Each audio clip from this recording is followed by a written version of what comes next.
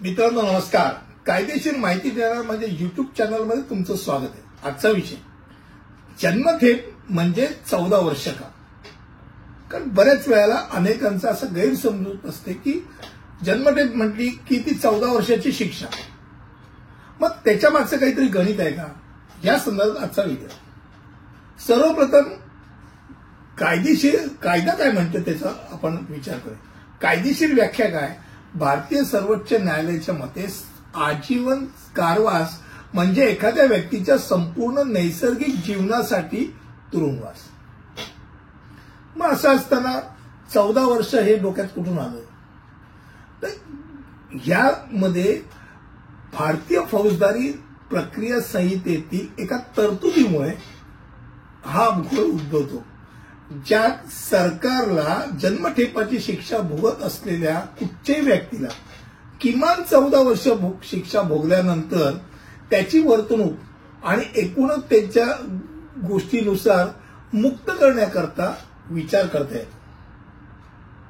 पण याचा अर्थ त्याला मुक्त केलंच पाहिजे अशातला भाग येत नाही. त्यामुळे मृत्यूपर्यंत तुरुंगवास आणि अशा शिक्षेसाठी 14 वर्ष ही निश्चित मुदत नक्कीच नाही, हे डोक्यात राहूया. त्याला कम्युटेशन पॉवर म्हणतात. सरकारला जन्मठेपाची शिक्षा कमी करण्याचा अधिकार आहे. त्याचा अर्थ एखाद्या कैद्याच्या वागणुकीवर आणि इतर घटकांवर आधारित एक विशिष्ट कालावधीनंतर जर कालावधी नक्की केलेला की 14 वर्ष कैद्याला सोडलं जाऊ शकतं. आणि यामुळे हा घोळ सातत्याने येतो की 14 वर्षाची शिक्षा 3 वर्ष, 7 वर्ष, 10 वर्ष, 14 वर्ष, आजीवन म्हटलं की 14. पण तसं नाही. आजीवन म्हटलं की 14 नाही, 14 किमान भोगल्यानंतर त्याची वर्तणूक. 14 वर्ष म्हटल्यानंतर आपल्याकडे गमतीचा भाग म्हणून सांगतो की त्रेतायुगामध्ये राजाने एकदा गादी सोडली, 14 वर्षाकरता गादी सोडली, तर तो राजा होण्याचा अधिकार गमावतो.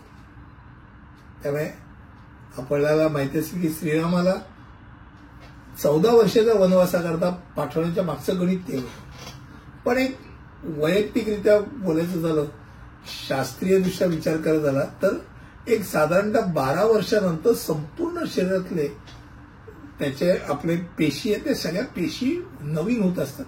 आपण म्हणतो जनरेशन गॅप, तसा जनरेशन गॅप निर्माण होतो. आणि साधारणतः 14 वर्षानंतर तो व्यक्ती त्याची कर्म, त्यांनी केलेल्या चुका, पाप हा विसरतो. किंवा समाजातली माणसं सुद्धा त्यांनी केलेली पाप माफ करतात, विसरून जातात. त्यामुळे 14 वर्षानंतर त्या व्यक्तीच्या एकूण वर्तणुकीवरती त्याला ती पुढची शिक्षा माफ करून त्याला परत त्याचं नवीनरित्या त्याचं आयुष्य, जे नवीनरित्या म्हणतो आपण, नवीनरित्या आयुष्य जगण्याकरता त्याला एक संधी दिली जाते.